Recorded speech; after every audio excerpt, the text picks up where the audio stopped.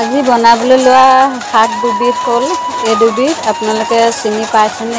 এবিধ কি শাক বুলি কয় মই চিনি নাপাওঁ বাৰু দেই। আজি অনাৰ কাৰণে গম পাইছোঁ। টিকনি বৰুৱা বুলি কয়, ইয়াত চেংমৰা। আৰু তেনেকৈ আগতে নাম শুনিছোঁ, দেখা নাই। আজি দেখিছোঁ, চেংমৰা দেখিছোঁ বা টিকনি বৰুৱা দেখা নাই, আজিহে দেখিছোঁ। এয়া চেংমৰা বনাবলৈ লৈছোঁ। আচলতে বজাৰৰ সাৰ দিয়া খাদ্য খাই মানুহে নানা ধৰণৰ বেমাৰ আজাৰ হয়।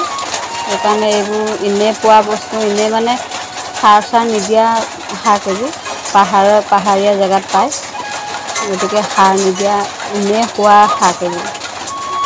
এনেই গজা মানে, গতিকে এইবোৰ খাব লাগে।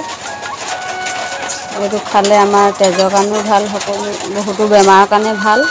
আজি বনাবলৈ লৈছোঁ, আপোনালোককো দেখালোঁ।